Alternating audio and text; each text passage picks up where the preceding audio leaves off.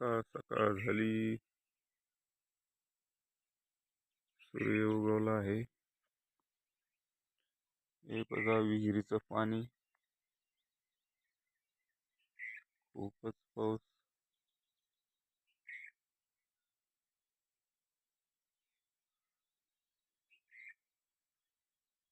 एकदम फुल भरले आहे विहीर.